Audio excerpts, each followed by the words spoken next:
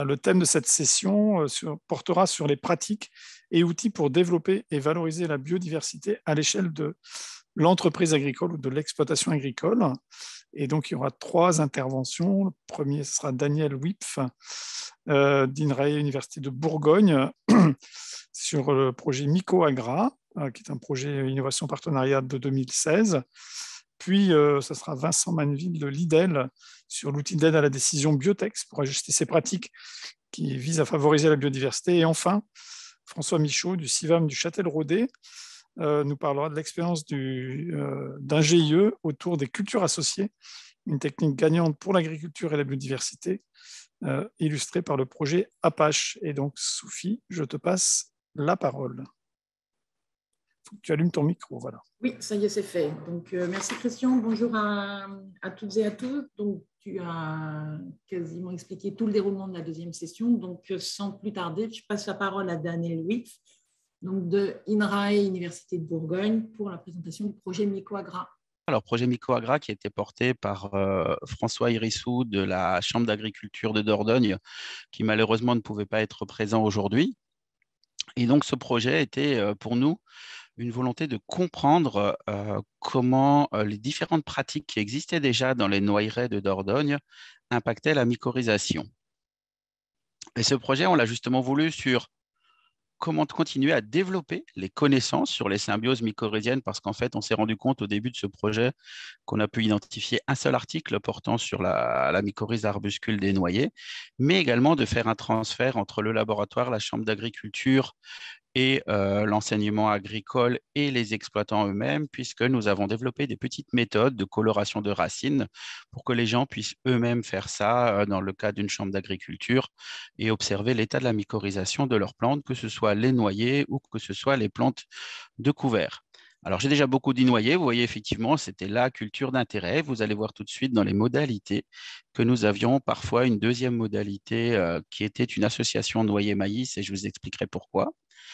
Et les objectifs étaient, on le retrouve un peu dans ce triumvirat en bas de ma diapositive, le statut mycorhizien des sols et plus particulièrement le statut mycorhizien des racines des plantes, parce qu'on s'est rendu compte que les champignons mycorhiziens présents dans le sol ne reflétaient pas forcément les champignons mycorhiziens en interaction directe avec les racines, et je reviendrai là-dessus. Comment ce statut pouvait impacter ou être impacté par les pratiques culturales, mais également, est-ce qu'il y avait un impact des paramètres biologiques et physico-chimiques des différentes parcelles du projet sur ces pratiques ou des pratiques sur ces paramètres et sur le statut mycorhizien des sols. Donc voilà un petit peu les objectifs du projet MicoAgra. Et l'objet d'étude, j'ai déjà utilisé plusieurs fois le mot mycorhize. Alors, qu'est-ce que la mycorhize? Alors déjà, l'objet d'étude ici était une forme particulière de mycorhize, l'endomycorhize à arbuscule, qui est la plus ancienne endosymbiose existante sur Terre, puisque vous voyez ici en bas des photos extraites d'un article de mon collègue Dirk Redeker, qui sont des fossiles de spores mycorhiziennes et d'interactions mycorhiziennes qui ont permis de dater cette mycorhisation d'il y a à peu près 450 millions d'années, c'est-à-dire au moment où les plantes sont sorties de l'eau. Donc on pense que les premières plantes qui n'avaient pas de racines se sont associées à ces champignons qui étaient eux-mêmes présents dans l'eau pour coloniser la surface terrestre, le champignon ayant le rôle de racine pour les premières plantes. Et depuis, ça fait 450 millions d'années de coévolution. Comme vous le voyez, elle concerne 80% des plantes terrestres, dont la majorité des plantes de culture. J'ai mis dont la vigne, parce que le noyer, évidemment, on en parle, mais la vigne est quelque chose qui nous occupe beaucoup avec cette symbiose. J'entendais juste avant qu'on parlait beaucoup de comparatifs avec le vignoble. Et finalement, c'est une symbiose qui est très peu spécifique. Alors, symbiose mutualiste parce qu'elle apporte des bénéfices et aux champignons et à la plante. Et elle est formée par des champignons qu'on ne voit pas, qui sont microscopiques, qui ne font que former ces spores dans le sol directement. Ce que vous voyez à la surface ne sont jamais des champignons mycorhiziens arbuscules. Ce phylum de champignons mycorhiziens arbuscules, on les appelle les gloméromycètes. Pour préciser, il y en a à peu près 300 espèces. Donc 300 espèces pour 80% des plantes terrestres, ce qui fait à peu près à la fourche 200 000 espèces. Vous voyez que ce n'est pas quelque chose de spécifique. Et ça, ce sera important par la suite. Ça veut dire que le noyer, finalement, va pouvoir, dans le cas du maïs ou dans le cas d'un couvert, former des mycorhizes avec les mêmes partenaires que ces plantes. Et donc, que se passe-t-il quand on a formation de mycorhizes? On a formation d'un petit buisson dans les cellules de la plante qu'on appelle les arbuscules. Et ces arbuscules sont les principales structures d'échange de nutriments entre la plante et le champignon. La plante étant photosynthétique fournit des produits carbonés aux champignons qui, en échange, lui amènent des nutriments et de l'eau du sol, sachant qu'on a pu estimer que la surface d'absorption d'une plante mycorhizée était augmentée de 40 à 1000 fois par rapport à la plante toute seule qui dépend uniquement de son système racinaire. Et donc, ce qui fait finalement que, de par cette augmentation de surface, comme on le voit sur le schéma central, on a plusieurs avantages de cette mycorhize en production végétale. Donc là, c'est une figure que j'ai reprise d'un de nos articles récents qui résume ça en vignoble, mais c'est valable pour les noyeraies, c'est valable pour les différentes cultures. Donc effectivement, comme je le mentionnais, il y a ce meilleur échange de nutriments entre les deux partenaires qui est vraiment la base de cette symbiose. Mais ce maillage d'if, parce que parfois dans un tout petit volume de sol, on retrouve des kilomètres d'if. Donc on a comme un petit filet qui stabilise aussi le sol et qui améliore sa structure. Et on a aussi un impact, on s'en est rendu compte, alors surtout pour la partie racinaire, pour la résistance des plants au stress, que ce soit des stress abiotiques évidemment, comme les carences nutritives ou le stress hydrique, on le comprend bien avec les échanges mentionnés précédemment, mais également par une résistance au stress biotique. Alors pourquoi? Parce que le champignon prend la place dans la racine d'un éventuel pathogène, donc on a un phénomène de compétition, mais aussi parce que dans cette symbiose, on a une activation des défenses de la plante et donc une sorte de priming des défenses, une activation des défenses de la plante. Alors ça marche surtout pour les pathogènes à pénétration racinaire. Et une dernière fenêtre, qui est celle d'ailleurs sur laquelle on voudrait poursuivre nos travaux sur le noyer, c'est qu'on s'est rendu compte que la mycorhization avait également un impact sur la qualité des produits finaux. Donc ici, dans ce projet, vous voyez, on a différentes modalités. Les noyeraies conventionnelles avec effectivement un désherbement sous le noyer, des noyers en agriculture biologique, des noyers dans la modalité 1 ou 2 avec un couvert présent, la fameuse approche de l'agroforesterie noyer-maïs. Alors en fait, ce sont des noyers qui ont, on va dire, moins de 5 ans et qui donc ne produisent pas encore de noix. Et donc, pour pouvoir valoriser son terrain au maximum, souvent le producteur va mettre du noyer entre les rangs du maïs entre les rangs de noyers pour pouvoir utiliser cette parcelle en attendant que les noyers produisent. Et enfin, le maïs est mentionné. Donc, je vais surtout reprendre dans les diapositives de résultats les modalités. Retenez que 1, ce sera conventionnel, 2, biologique et 3, les couverts. Les parcelles, vous les voyez ici sélectionnées dans ce projet qui ont été échantillonnées sur la durée du projet, donc plusieurs fois. Elles étaient réparties juste pour une rapide localisation entre les départements d'Ordogne, Corrèze et Lot. Alors, qu'avons-nous obtenu? Nous avons été identifier les champignons mycorhiziens, je l'ai dit, dans le sol, dans les racines des plantes, que ce soit le noyer, le maïs ou les couverts végétaux qui étaient utilisés au niveau des noyeraies quand il y avait un couvert. Et ce que vous voyez à droite, ce sont pour chaque parcelle de chaque modalité la diversité en unités taxonomiques opérationnelles. Alors, je ne vais pas vous demander d'aller en détail dans ces diapositives, évidemment, mais vous voyez qu'on a des différences entre modalités, mais parfois on a aussi des différences assez flagrantes au sein d'une même modalité. Donc, c'est la première fois qu'on avait un panel aussi large d'unités taxonomiques et évidemment, on allait voir plus précisément ce qui se passait au niveau de la plante, parce qu'encore une fois, ce n'est pas ce qui est dans le sol qui est important, mais c'est ce qui interagit vraiment avec la plante, le sol étant plutôt, entre guillemets, une sorte de réservoir. Et vous voyez ici cette diversité dans les racines de noyer, donc RAN1, modalité conventionnelle, modalité biologique et modalité avec un couvert. Je m'excuse 2 secondes parce qu'en fait, j'ai vos têtes par-dessus les diapositives. Voilà, ce sera mieux. Donc, vous voyez ici le nombre d'unités taxonomiques opérées et puis en fait, avec un noyau commun de 230 qu'on trouvait dans toutes les modalités, mais aussi des unités taxonomiques spécifiques du couvert qu'on ne retrouvait que dans la modalité traditionnelle ou dans la modalité biologique, mais surtout avec une diversité beaucoup plus large en termes de population d'unités taxonomiques dans la modalité avec couvert. Et évidemment, là, on n'associe pas la population à la fonction, mais plus la diversité est large, plus j'ai de chances d'avoir la fonction que je recherche et donc le service que je vous ai présenté précédemment. Hop. Pardon. Et donc, on a fait la même chose. Alors, quand il y avait un couvert, là, je suis dans ma modalité couvert, et on a identifié les plantes du couvert. Donc, vous voyez, majoritairement, on avait pissenlit, pâquerette, pâturin. Hein, ce sont des couverts spontanés.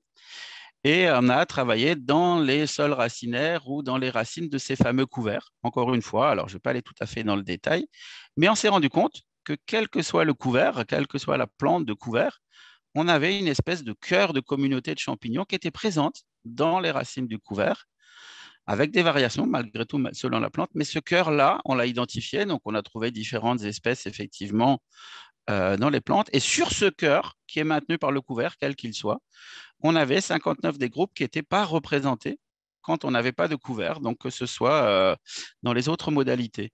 Et donc, on a vraiment un réservoir de population accru par la présence d'un couvert. Et ce réservoir conduit, comme vous l'avez vu sur la diapositive précédente, à une variation plus forte, une diversité plus forte de champignons interagissant directement avec les racines de noyer.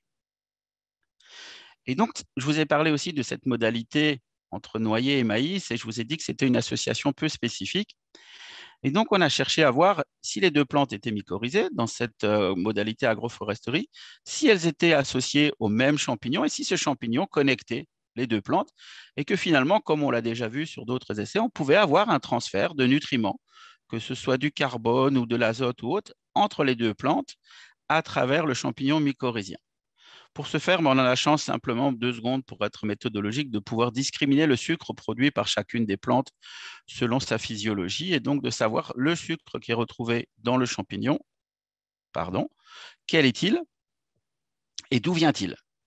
Et donc, on s'est rendu compte qu'effectivement, les deux plantes envoyaient du sucre dans ce réseau qui les connectait, qu'on avait bien une connexion entre les deux plantes, et que, évidemment, plus on était proche du noyer, plus le sucre venait du noyer, mais on retrouvait du sucre du maïs, et plus inversement, plus on était proche du maïs, plus on retrouvait du sucre venant du maïs. Mais un transfert vraiment entre ces deux plantes qui conduisait donc à des échanges de nutriments. Et c'est quelque chose, je sors un tout petit peu du noyer, qu'on a vu de façon plus générale depuis qu'on travaille maintenant sur ces réseaux qui associent différents types de plantes avec un retour en termes de nutriments qui peut varier. Et on s'est dit, est-ce que ce retour varie en fonction de l'investissement de la plante ou est-ce qu'il y a une disproportionnalité? Et par exemple, un essai qu'on a fait ici avec du lin et du sorgho en coculture où chacun cultivait seul. Et on s'est rendu compte que les deux n'investissaient pas la même proportion. Pardon, un petit blocage. Hop. Que les deux, quand on mesurait, là c'est la théorie, on pourrait se dire, ben, j'investis, je reçois la quantité équivalente en retour. Et on s'est rendu compte, par exemple, que le sorgho investissait énormément en sucre dans ce réseau, et donc aussi à destination du lin, que le lin investissait très peu, mais que le retour en azote qui était quantifié ici était beaucoup plus fort pour le lin que pour le sorgho. Et ceci pour un champignon mycorhizien, mais que si on changeait le champignon, vous voyez, l'intensité des retours n'était encore une fois plus la même. Donc ça, c'était pour vous illustrer aussi cette complexité des réseaux et des échanges, dire oui, ça fonctionne, mais il faut qu'on aille encore plus loin pour comprendre comment ça fonctionne effectivement. Et je voudrais finir par cette diapositive où j'ai fait un petit résumé de ce qui est connu quant aux impacts que peuvent avoir les différents itinéraires de culture, ce qu'on a vu dans Mycoagra et qu'on a aussi pu compiler grâce à un article plus ancien où on a été faire une grande analyse de la littérature. On s'est rendu compte que certaines pratiques, si elles étaient menées de façon répétée, avaient un impact négatif sur le réseau, notamment un labour profond et répété qui va détruire ce réseau et qui va donc prendre du temps à se reformer. De la jachère en sol nu, parce que je ne l'ai pas dit au début, mais ces gloméromycètes sont des biotrophes obligatoires, c'est-à-dire qu'ils ne pourront pas vivre sans plantes. Donc, quand vous laissez un sol nu, en 3 semaines, vous perdez 30% de votre diversité. Des engrais de synthèse, parce que du coup, on pousse la plante à se passer du champignon. De l'utilisation de plantes trop fréquentes dans les rotations qui ne forment pas de mycorhizes, alors ce sont les brassicacées et les chénopodiacées, et de biocides et de fumigation du sol. À l'inverse, on a des stratégies qui stimulent cette mycorhize et les services qu'elle rend. C'est de passer par des engrais organiques pour stimuler le fonctionnement du sol de façon générale, la promotion d'un couvert qui comprend des plantes mycorhizotrophes, l'augmentation de rotation avec des plantes mycorhizotrophes, pas uniquement des plantes non mycorhizotrophes, et dans très peu de cas, mais quand cela était nécessaire, éventuellement amener des champignons mycorhiziens si on arrive à un impact, ce qui sera surtout valable pour des cultures pérennes. Et je termine en vous remerciant de votre attention. Merci beaucoup, Daniel. Alors, je ne sais pas si c'est parce qu'on a parlé beaucoup de sucre ou que tout le monde est un petit peu en baisse de glycémie là, en fin de matinée. Donc, pour le moment, on n'a pas vraiment de questions qui nous sont remontées dans le chat. J'ai vu qu'il y avait des mains qui se levaient. Donc, je vous recommande de poser vos questions par écrit. Et comme on a un tout petit peu dérivé sur le temps, du coup, je propose qu'on enchaîne directement sur la présentation de l'outil Biotex, l'outil d'aide à la décision, qui vise donc à ajuster les pratiques pour favoriser la biodiversité, qui est présenté par Vincent Manville de l'IDEL. Et voilà, il me semble important de préciser que c'est un outil qui a émergé dans le cadre du RMT élevage et environnement. Donc, Vincent, tu as la parole. Voilà, donc je m'appelle Vincent Manville, je travaille à l'Institut de l'élevage et en fait, on a contribué avec plusieurs équipes donc à la construction d'un outil et notamment cet outil, il était à la commande de la profession agricole et donc qui voulait s'engager sur la biodiversité, mais avec des indicateurs qui étaient pratiques, simples d'utilisation et compréhensibles pour un agriculteur. Et donc, en fait, peut-être petit préalable à cet aspect outil, mais juste une petite remarque ou un petit préambule, c'est que l'hétérogénéité paysagère, en fait, stimule la biodiversité des espèces. Ça, c'est un élément qui est connu. Et en fait, si on compare, par exemple, ces deux paysages qu'on a à gauche, là, un paysage cultivé et un autre paysage avec des grands plateaux ouverts, on se rend compte que d'une part, les espèces sont beaucoup plus pauvres dans les paysages qui sont ouverts, de grande culture en l'occurrence, et qu'on a beaucoup plus d'espèces qui trouvent gîtes, habitats et autres endroits pour se reproduire, donc dans des paysages qui sont beaucoup plus hétérogènes. Et en fait, les continuités paysagères sont essentielles pour justement la reproduction de ces espèces et donc cette diversité qui servira à la régulation, mais aussi à produire des produits agricoles. Et donc, en fait, moi, je vais revenir sur le CASDAR, en fait, qui est à l'origine, en fait, de la construction de l'outil. Et en fait, ce CASDAR, il s'appelait Indibio. Et l'idée, c'était de mettre en relation, en fait, alors, des pratiques agricoles, des caractéristiques paysagères et la biodiversité. En fait, on a travaillé de la façon suivante, c'est qu'on s'est dit, ben, on va identifier les composantes paysagères, donc ça peut être des haies, des arbres, des alignements d'arbres, des mares et autres. On va identifier des pratiques agricoles. Alors, on a fait ça sur plusieurs zones climatiques, dans des parcelles d'exploitation agricole et pas des stations expérimentales. Et donc, on s'est posé la question de se dire, quand on est sur un tel niveau de composantes paysagères, qu'on a des pressions agricoles sur un niveau, eh bien, en fait, quelle est la réponse que l'on a sur le champ taxonomique, là, le champ d'espèces sur lequel nous avons fait des mesures. Donc, ça allait du lombric en terminant par les oiseaux. Donc, on passait par les espèces les plus inféodées à la parcelle, donc qui étaient plus touchées par les pratiques, à des espèces qui étaient plus mobiles et qui permettaient aussi de lire en fait les aspects territoires et leurs déplacements. Et en fait, pour résumer en fait ce travail a abouti à la construction ensuite d'un outil qui s'appelle Biotex et donc qui permettait qui doit permettre et qui permet de montrer à l'agriculteur ce sur quoi il peut agir.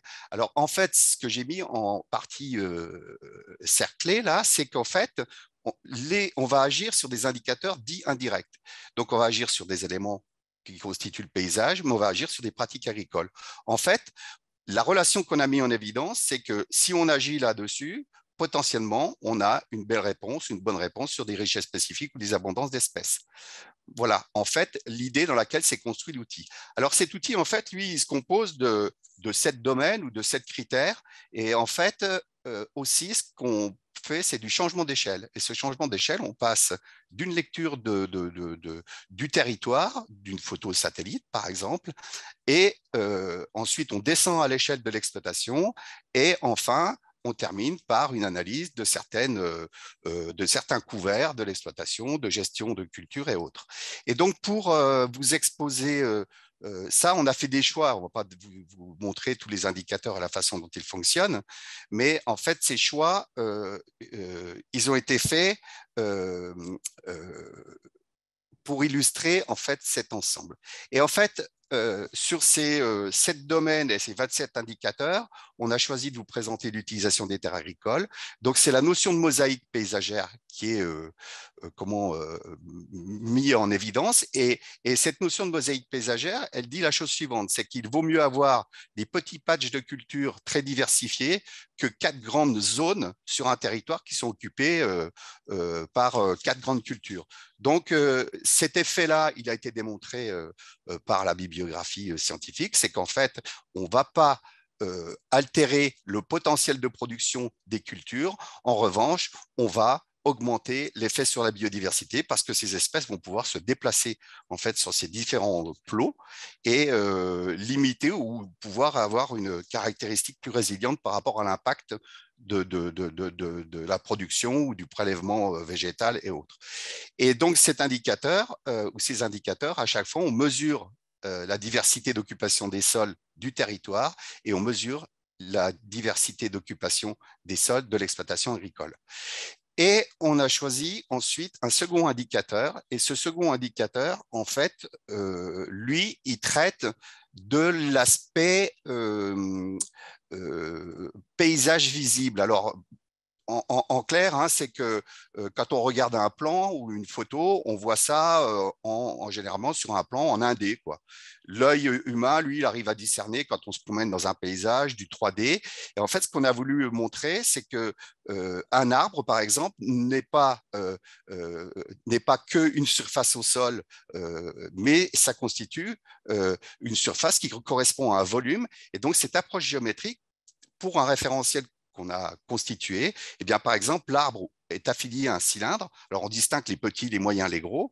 Et ce cylindre-là, en fait, ce qu'on va faire, c'est qu'on va le traduire. Donc, on passe d'une forme 3D en prenant ensuite une forme surfacique. Et en fait, on va dérouler ce cylindre-là, comme c'est fait sur la droite, et on va retrouver une surface. Donc, à chaque fois, on a un référentiel qui est mobilisé par rapport aux différents objets qu'on va retrouver ou éléments fixes du paysage qu'on va retrouver sur une exploitation agricole. J'ai l'exemple de la haie qui est sur la gauche, et cette haie, en fait, c'est quelque chose qui ressemble à une boîte de chaussures que l'on va découper et qu'on va remettre en état surfacique. Et en gros, cet indicateur, il a un intérêt. Il a un intérêt pour un agriculteur. Alors, j'ai pris l'exemple de la production laitière, mais ça peut être autre chose. C'est que quand un agriculteur utilise en fait ces 103 hectares ou 100 hectares de SAU, en fait, une fois qu'on a sommé l'ensemble de nos surfaces développées, on va retrouver 76 hectares au titre de cet exemple. Et ça veut dire qu'en fait, que quand l'agriculteur utilise 1 hectare de SAU pour produire, en fait, il entraîne avec lui un habitat qui représente une surface développée de 76 ares. Et ça correspond en fait à la capacité d'accueil de l'exploitation agricole à héberger des espèces ou différentes chaînes trophiques. Voilà. Donc, autre point sur lequel on a sélectionné un indicateur, c'est la gestion des cultures. Alors, c'est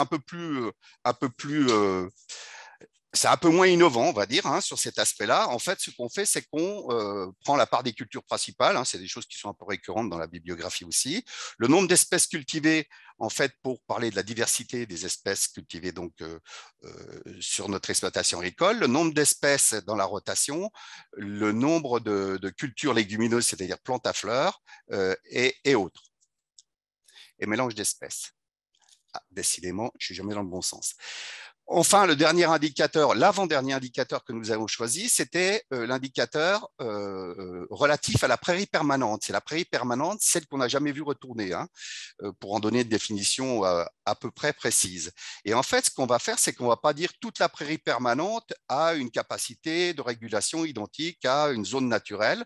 Par contre, on va essayer de discriminer les parts de cette prairie permanente qui seraient ou qui assuraient le même rôle de régulation qu'une surface, on va dire, dite naturelle. Et en fait, l'analyse que l'on fait dans cette matrice-là, c'est qu'on va prendre un gradient qui est le mode d'utilisation de cette prairie permanente, que l'on va croiser sur un gradient azote, entre de l'azote minéral qui est mise et de l'azote organique. Et en conséquence, Je vais vous donner l'exemple, c'est que quand on est en pâturage tournant en continu ou qu'on fait des fauches très précoces de type ensilage, en fait, on va impacter la capacité de ces prairies à faire de la fleur, à avoir des hauteurs multistratifiées pour héberger des orthoptères ou autres. Et donc, on va, ou même renouveler le stock de graines pour pouvoir conserver la diversité de ces espaces prairiaux. Et donc, en fait, on va considérer que cette part de prairie permanente, en fait, n'assure pas un rôle, on va dire au sens terrestre, un rôle suffisant. En revanche, on a des zones sur une exploitation agricole de prairies, des parts de prairies qui sont, on va dire, sous contrainte parce qu'elles sont trop hydromorphes au printemps, trop humides, ou alors c'est des sols secs très superficiels avec peu de potentiel de production. Et on va considérer que ces parties-là, eh bien, en fait, si elles sont gérées sans azote et autres, sont des zones de régulation dites à part entière.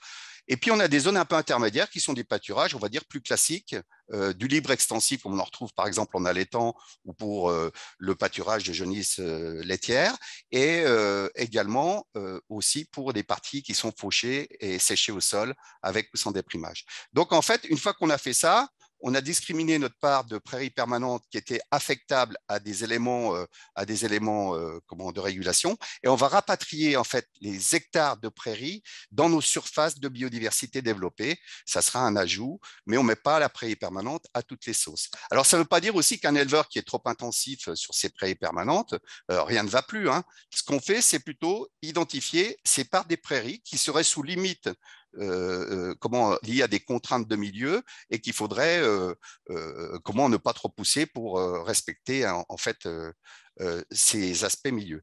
Alors, pour terminer la partie fertilité des sols, cette partie fertilité des sols, nous, on l'a définie de la façon suivante. En tout cas, on a pris la définition de Madère, qu'il a donnée en 2002. C'était la capacité des sols à fournir des éléments nutritifs essentiels pour la croissance des plantes cultivées et soutenir une activité biologique et assurer une structure favorable. On n'est pas dans la course au club des 100 quintaux des années 80 ou à des rendements qui sont les Jeux olympiques tous les jours.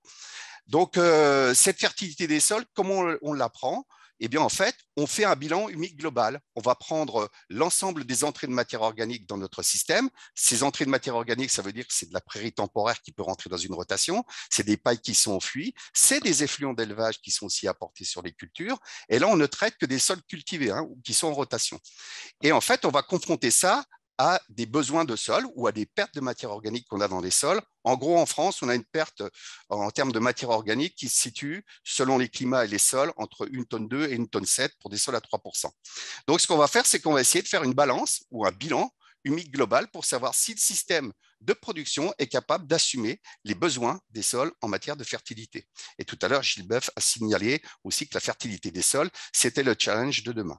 Donc, on le prend de façon simple et au résultat de ça, eh bien, on va essayer après de faire un focus sur les rotations dites principales de l'exploitation pour voir celles qui sont en difficulté en termes de matière organique.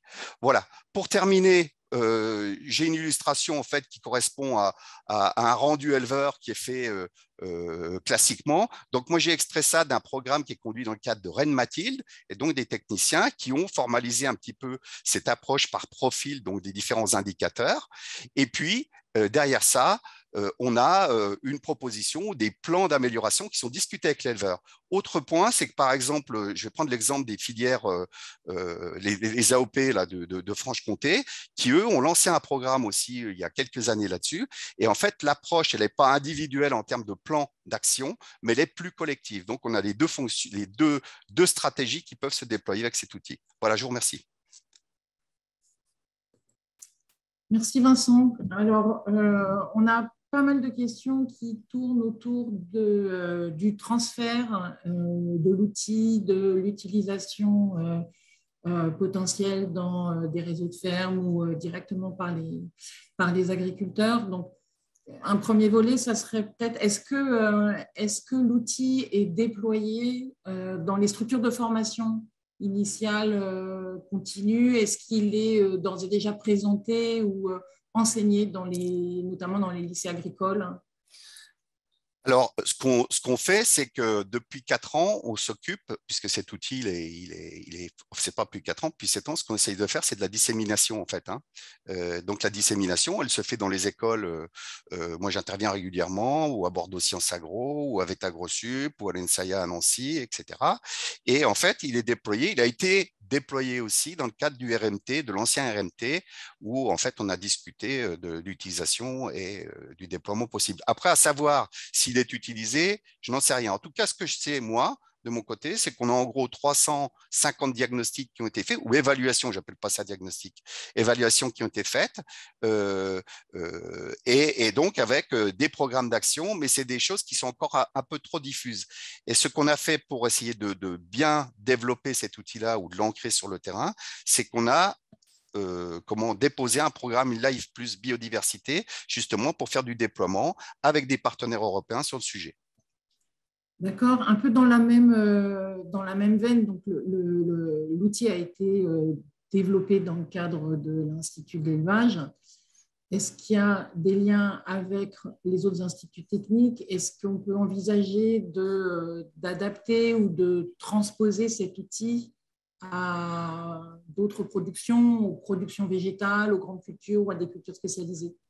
Bien sûr, il n'y a rien qui nous l'empêche, hein, puisqu'en fait, c'est un outil qui est assez, je ne vais pas dire générique parce que c'est péjoratif, mais la structure paysagère, la question, elle se pose aussi dans les zones de grande culture.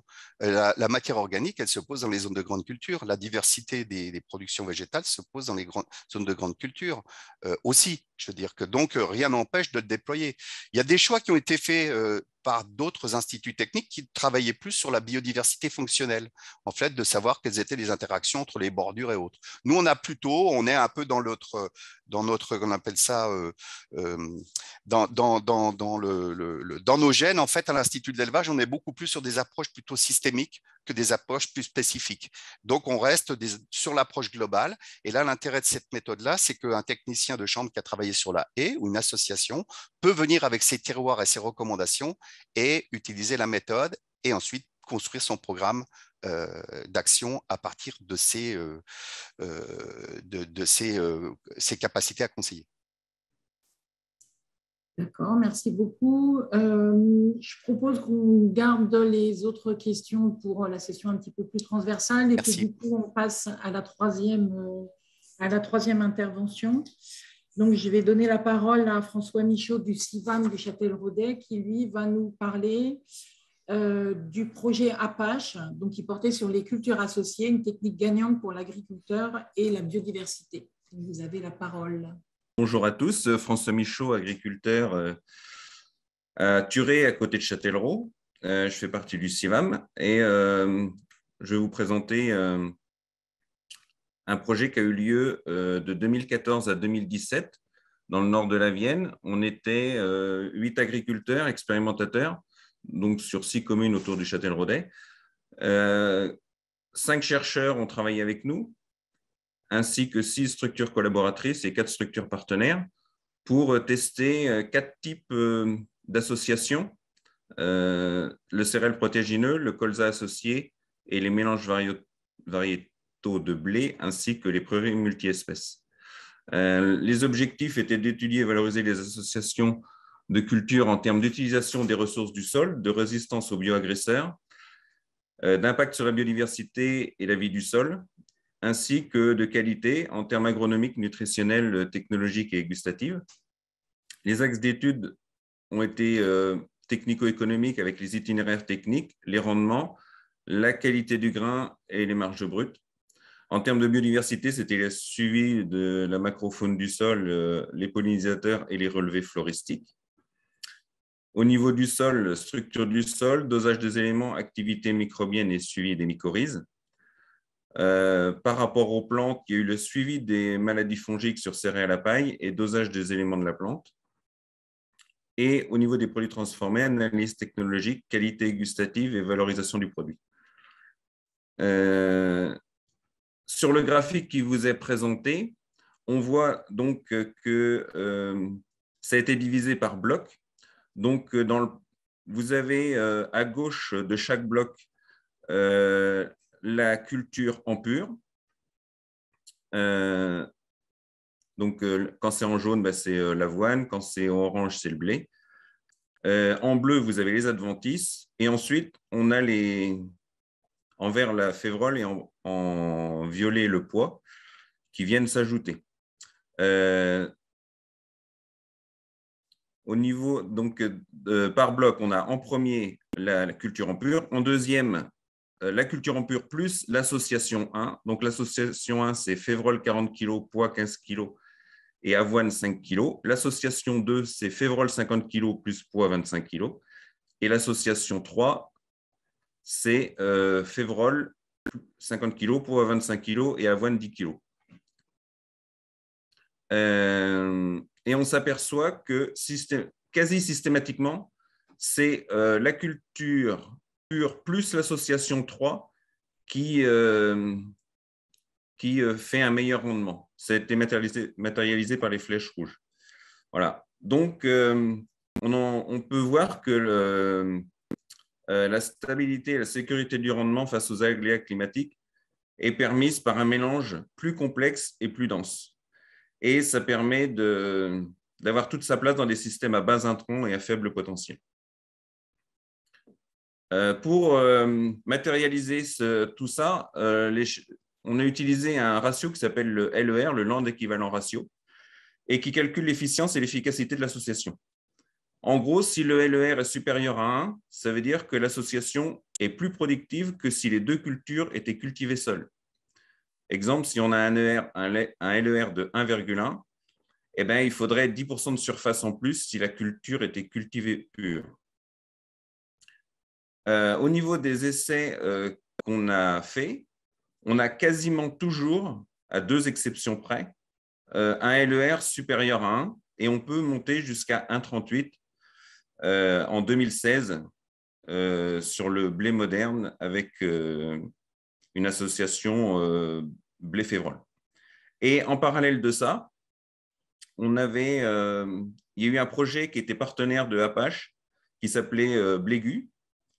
Et on a eu un LER qui est monté jusqu'à 1,48 en association blé-Angoulême, donc c'est un blé population, blé-Angoulême plus févrole.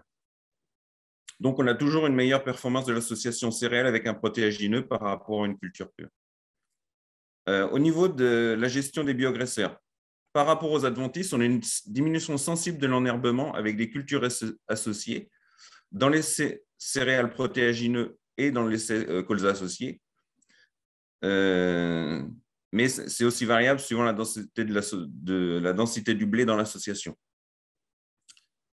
On peut penser que les causes sont la diminution de la disponibilité en lumière, en eau et en nutriments par la couverture du sol faite par les cultures associées.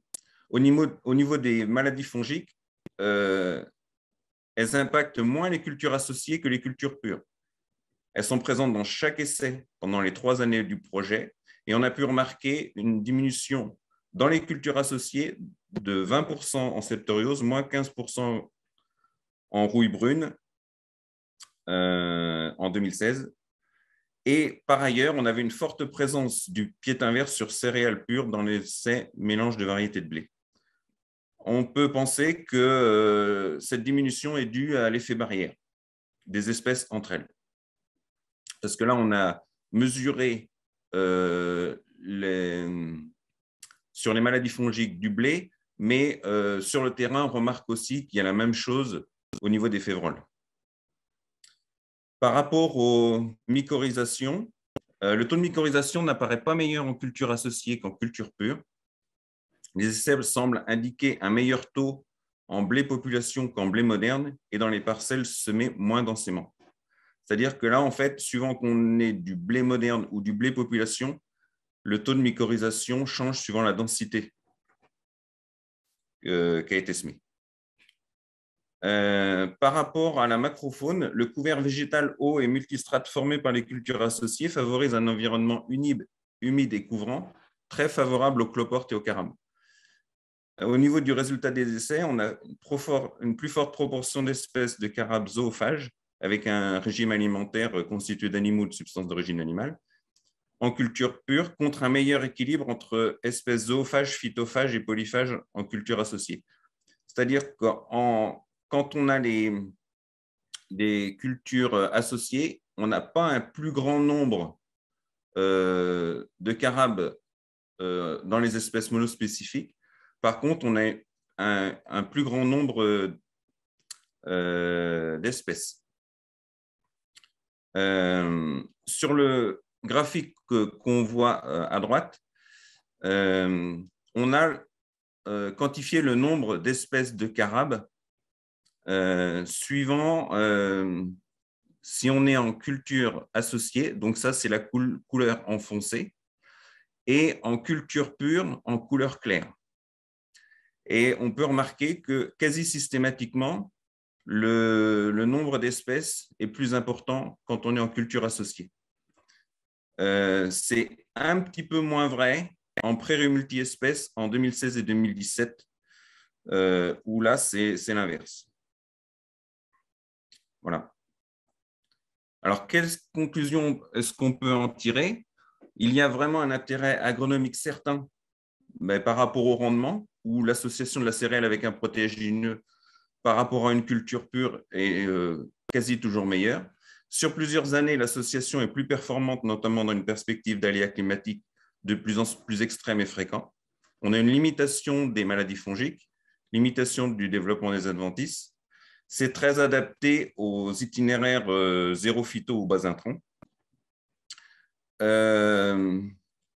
C'est très bien adapté pour les éleveurs qui valorisent les fourrages ou les graines avec les animaux. C'est un peu plus difficile en système céréalier parce que les coopératives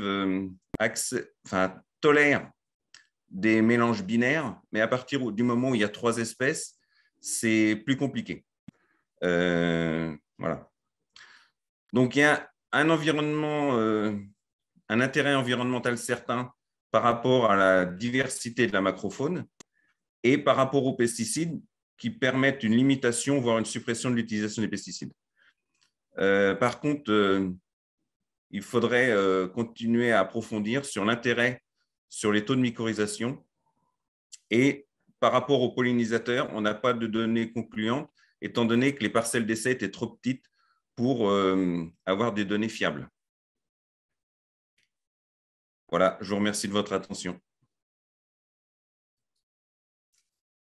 Merci beaucoup. Alors, on va commencer par quelques questions du coup dans la foulée de la présentation que vous venez de nous faire.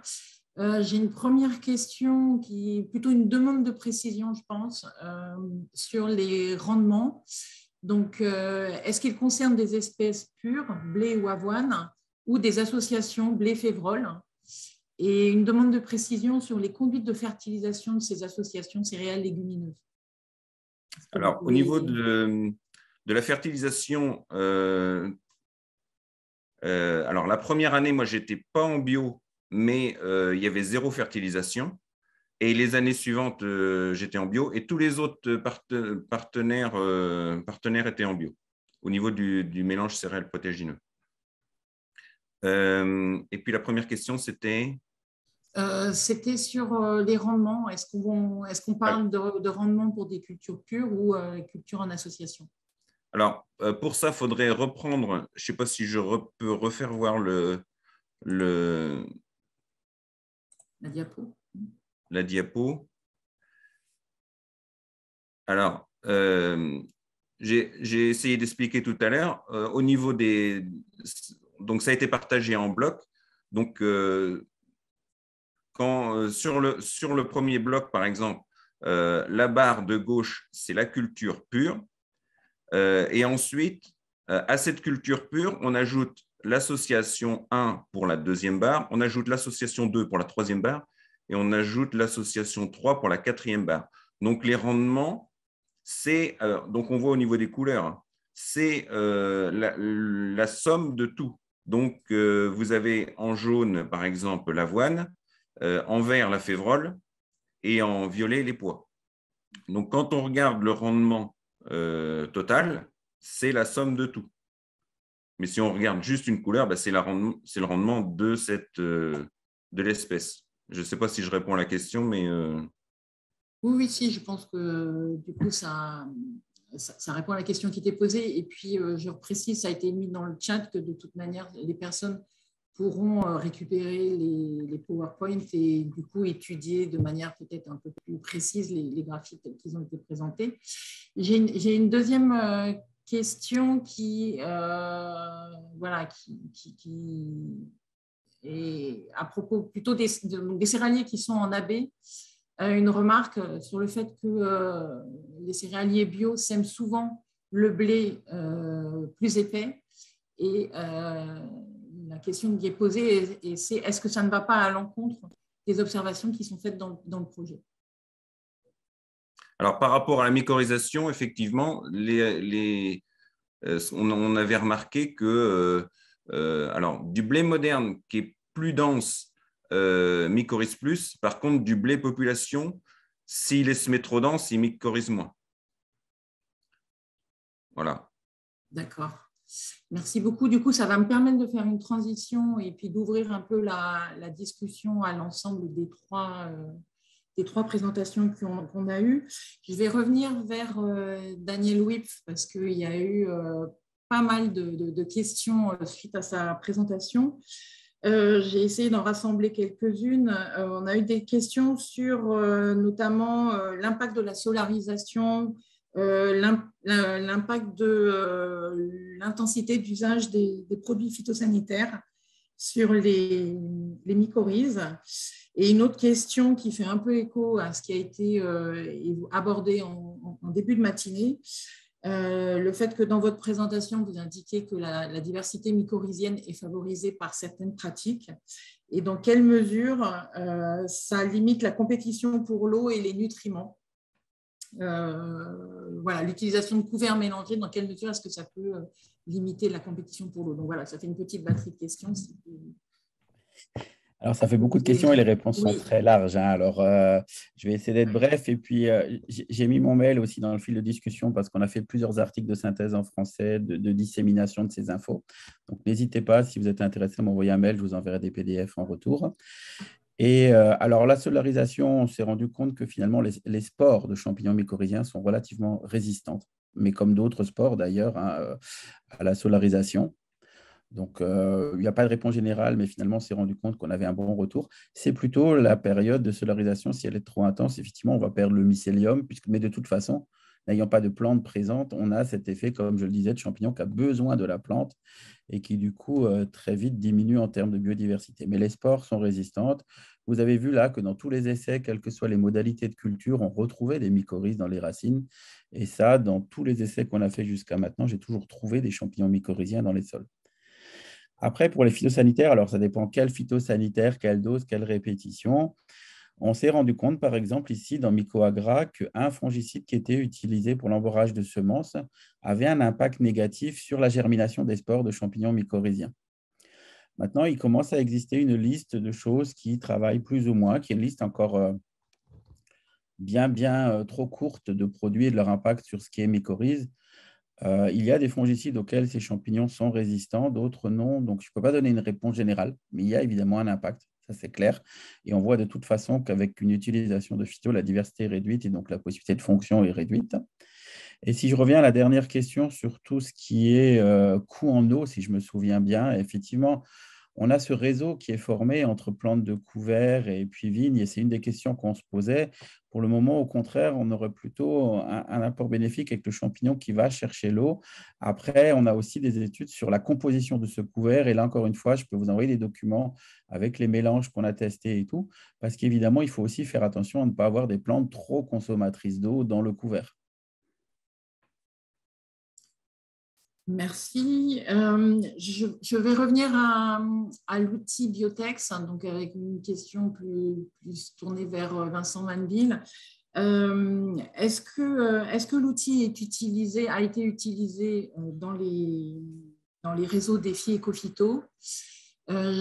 J'ai une deuxième question qui est aussi, est-ce que l'outil est utilisable, accessible dans les départements d'outre-mer ou est-ce qu'il nécessiterait un travail d'adaptation?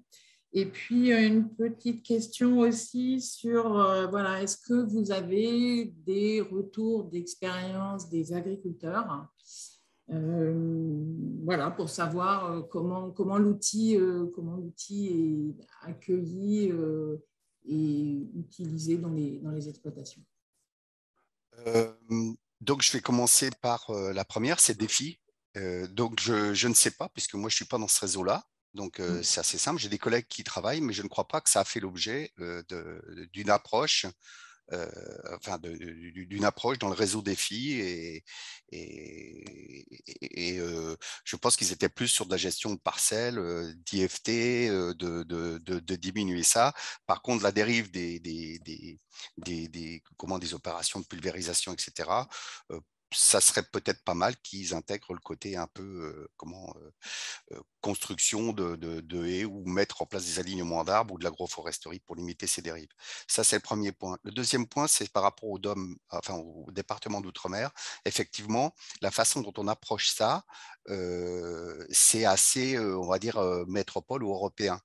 Et qu'en fait, la complexité qu'on retrouve, que ce soit dans les dom-toms, c'est qu'en fait, on est sur des milieux très luxuriants en termes de plantes, etc. Ce qu'on pourrait vérifier, ce qui serait peut-être pas, ce qui serait utilisable, c'est de vérifier la fragmentation des territoires liés à des cultures de spécialisation, entre autres. Mais il est adaptable, bien sûr. Et il faudrait l'adapter, bien sûr. Et qu'en termes de retour d'expérience, le retour d'expérience qu'on a, c'est sur les filières donc à Comté, à Morbier et les 4 AOP en fait de la zone. Donc en fait, quand on a commencé en 2015 ce travail-là, les ONG, que ce soit LPO ou autres, n'avaient pas l'habitude de parler aux agriculteurs. Et en fait, de les mettre de façon collective à table et sur une approche un peu d'évaluation de cette biodiversité, déjà ça les a surpris qu'on parle que d'habitat et pas d'oiseaux, et en fait ils ont commencé à se parler entre eux. Et le retour d'expérience qu'on a des agriculteurs, c'est déjà qu'ils comprennent ce qu'on fait, puisqu'il y a en fait une évaluation par l'usage qui a été faite au cours de ces opérations directes sur le massif jurassien. Et d'autre part, maintenant, ils ont des éléments de sémantique qui leur sont propres, ces agriculteurs, pour parler de pratiques, pour savoir ce qu'ils font avec leurs linéaires et la façon dont ils les gèrent. Donc, on a un monde qui commence à se parler alors qu'il ne se parlait pas forcément, quoi. Merci. Je vais me tourner vers François Michaud parce que voilà, j'ai deux autres petites questions. Vous avez parlé d'observation sur la macrofaune du sol en indiquant que vous étiez plutôt focalisé sur les carabes et les cloportes. Est-ce que vous avez regardé d'autres groupes de macrofaune et si oui, lesquels? Et sinon, pourquoi vous êtes focalisé sur ces deux groupes? Et de la même manière, vous avez parlé d'observation sur la mycorhisation. Est-ce que vous avez quelques indications sur la manière dont cette mycorhisation a été évaluée? Alors, par rapport aux autres espèces qui ont été étudiées au niveau de la macrofaune, il me semble de mémoire qu'on avait dénombré les fourmis et aussi les vers de terre. Voilà. Alors, les vers de terre, c'était avec la méthode de la moutarde dans l'eau, là. On les a pas présentés là parce que c'était pas... Alors déjà, on est tombé sur des années qui étaient très sèches et très défavorables aux vers de terre, donc on n'a pas vu énormément de différence. Et puis aussi, la taille des micro-parcelles était vraiment petite, et je pense que c'était trop petit pour qu'il y ait un impact, au niveau des vers de terre. Voilà. Oui, il y a eu aussi certaines araignées qui ont été dénombrées. Là, je ne peux pas vous dire tout de mémoire. Peut-être qu'on pourrait répondre ensuite par mail en contactant le CIVAM, mais là, tout de suite, je ne peux pas répondre plus précisément. D'accord. Mais de toute manière, si à la limite, ce qui est possible de faire, c'est de mettre dans le chat le mail de contact du CIVAM comme ça a été fait par Daniel Witt. Comme ça, ça donne les informations, les coordonnées pour que les personnes puissent éventuellement aller chercher des informations plus précises. J'ai peut-être une dernière question qui s'adresse à Vincent Manville. Est-ce que vous avez pu établir des sorties Biotex en croisant type de production et milieu pour essayer d'avoir des références par filière et selon des territoires ou des petites régions? La question, elle est assez vaste, mais là, ce qu'on essaye de faire, alors je ne sais pas si je vais répondre complètement, c'est qu'on essaye de travailler sur des unités paysagères ou des sous-unités paysagères, donc pour pouvoir justement ne pas faire un inventaire de toutes les exploitations agricoles qu'on va trouver dans des zones, mais en faisant un échantillonnage, on va dire, relativement bien fait, et bien avoir une projection sur ces unités paysagères ou ces sous-unités paysagères, et non pas les petites régions agricoles qui n'ont pas grand-chose d'agricole quelquefois, et donc pour pouvoir justement constituer, enfin capitaliser la contribution d'agriculteurs à ces sous-entités paysagères et à la construction de ces paysages, et aussi éviter, enfin, et aussi les maintenir par des programmes, on va dire, assez collectifs. Pour l'instant, on utilise des données statistiques pour les premières entrées là, sur la mosaïque, par exemple, des données statistiques disponibles sur les occupations des sols. Mais pour le reste, on souhaite rentrer stratégiquement par des unités paysagères, travail qui avait été fait par les DRIR avec ces atlas paysagers il y a une dizaine d'années, je crois, qui sont une mine d'or pour nous. Merci beaucoup, Vincent. Je vois qu'on arrive au terme du temps qui nous était alloué. Donc, Christian, je te redonne… Tu as encore un peu de temps, si tu veux. Tu as encore une petite dizaine de minutes, si tu veux en profiter. Alors, est-ce que sinon, je peux prendre le relais avec deux questions un peu transversales à tous les trois, sachant que les trois exposés étaient remarquables. La première question que j'avais envie de poser, c'est ce que vous démontrez tous les trois, c'est que compte fait, le vivant, il est plus complexe que la représentation un peu réductionniste qu'on s'en fait régulièrement. Est-ce que vous pourriez citer comme ça rapidement en fait, un trou de connaissance, c'est-à-dire des choses qu'on ne connaît pas? Et j'ai bien aimé quand François il dit voilà, la cause de l'hypothèse que l'on fait derrière. Donc, y a-t-il des grands trous de connaissances? Et la deuxième question que j'avais, c'est à la suite de ces travaux-là, quelle est la norme sociale que vous construisez sur la représentation de la biodiversité dans les systèmes? C'est-à-dire, est-ce que la représentation que vous faites de ce qu'est la biodiversité, de la représentation, de l'utilisation, est-ce que ça a bougé au fil des temps de travaux que vous avez suivis? Vous allez dire, cette question, elle est vraiment bizarre, donc vous pouvez ne pas y répondre, mais si vous pouvez y répondre, ça m'arrangerait aussi. Moi, ce que je peux dire, je ne sais pas si ça va répondre à votre question, mais en fait, du coup, maintenant, je suis totalement en bio et je fais systématiquement toutes mes cultures d'hiver en association, que ce soit le colza, le blé en mélange avec de la févrole, l'orge en mélange avec des pois, tout est en association.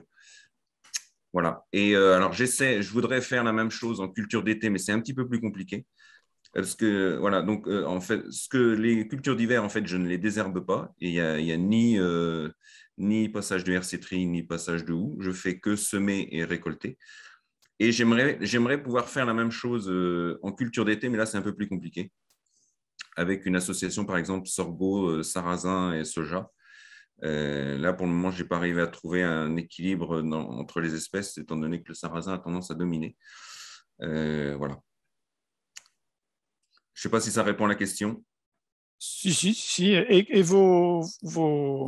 donc les agriculteurs dans le GI2E, ils doivent avoir à peu près le même itinéraire que vous. Est-ce que le regard des autres agriculteurs du Châtel-Rodet a bougé sur ces systèmes-là et en fait l'ensemble aussi du conseil, du négoce, tout ça? Est-ce que le regard qui est porté autour de cette culture en mélange, donc d'associations plus complexe sans être infiniment complexe non plus. Est-ce que le regard qui est jeté là-dessus, il a bougé ou… Voilà. Je pense que globalement, il y a des choses qui bougent. Par exemple, j'avais un voisin qui est en bio mais qui continuait à faire comme on faisait en conventionnel, c'est-à-dire des espèces monospécifiques. Et le fait qu'il y ait eu ces essais-là, et bien, du coup, maintenant, son blé, il le cultive en mélange avec de la févrole. Donc ça, par rapport à ça, voilà.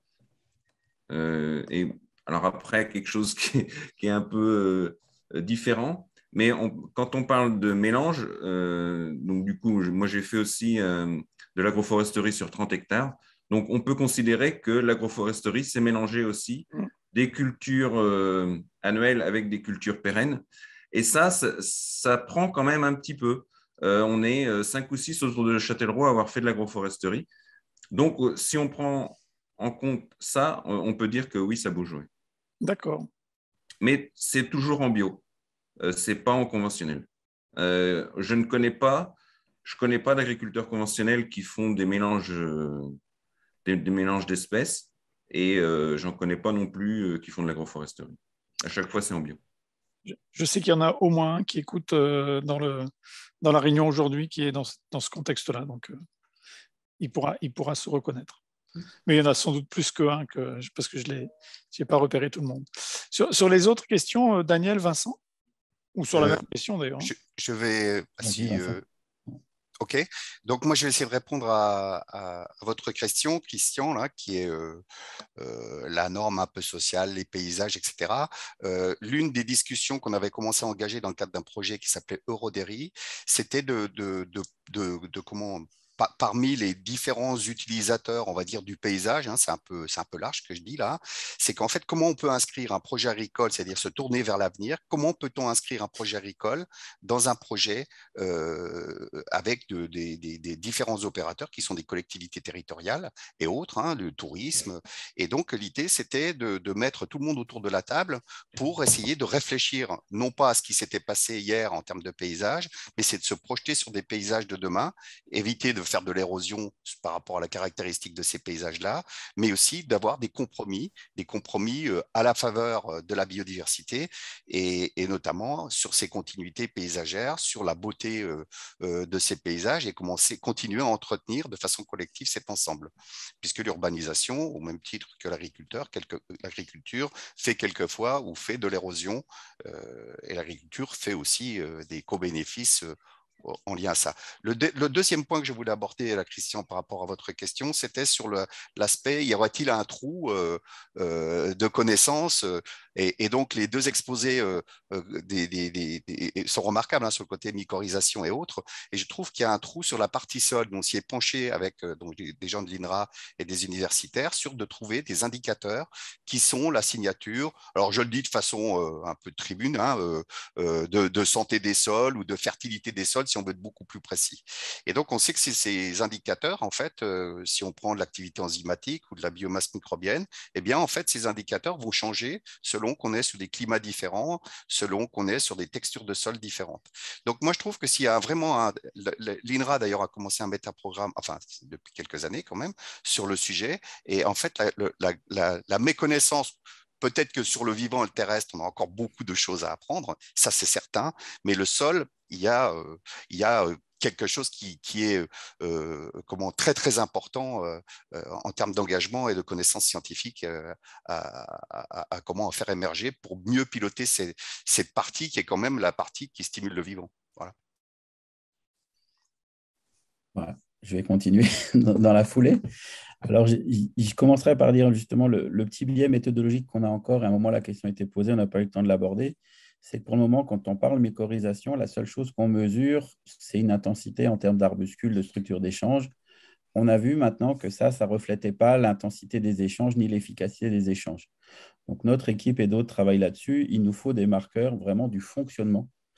Et du coup, ça m'amène au deuxième aspect. C'est vraiment quelque chose que j'ai remarqué dans ce projet et dans la suite. C'est qu'on a de plus en plus, et ce que Vincent vient de dire, c'est une prise de conscience de cette diversité du sol qui est invisible pour la plus grande partie et qu'on n'imagine pas forcément et de l'impact qu'on peut avoir de par la façon dont on gère sa parcelle sur cette diversité. Est-ce qu'elle peut apporter en retour ou non, selon comment on l'impacte. Mais on a aussi beaucoup les retours maintenant, justement, en lien avec ce que je dis comme biais méthodologique. Quel est le lien entre biodiversité au sens taxonomique et biodiversité fonctionnelle? que nous représente une liste d'espèces par rapport à que nous représente vraiment des fonctions. Voilà. C'est un petit peu ça les deux retours que je ferai sur ces questions. Ben, merci beaucoup Daniel, et puis merci à Vincent et à François pour vos réponses. On est effectivement arrivé à l'heure de la pause déjeuner. On n'aura pas le plaisir de déjeuner ensemble, mais l'année prochaine, on pourra. Et donc, Sophie, si tu en es d'accord, on s'arrête là. On reprend. La pause déjeuner est prévue longue, parce que comme il y avait beaucoup de gens qui devaient manger, on avait prévu une longue pause déjeuner. Et on va se retrouver à 14h quand même. Et on aura donc une session 3 qui va porter sur l'ensemble des démarches collectives pour des approches territoriales en faveur de la biodiversité, où ce sera une présentation par 3 GI2E, donc un sur la culture du soja, un sur la biodiversité naturelle dans les paysages viticoles, et nous irons à l'AOC Margaux. Nous n'aurons pas le plaisir de déguster, mais voilà, on aura des paysages. Et puis le dernier, c'est l'association Symbiose et la construction de trames vertes pour une continuité écologique dans un territoire de la Marne, et donc on sera aussi en zone proxy viticole. Voilà, donc je vous souhaite un très très bon appétit, et on se retrouve donc à 14h. Ne soyez pas en retard, et comme il y aura des tas de présentations passionnantes, je suis sûr que vous serez nombreux et nombreuses. À tout à l'heure.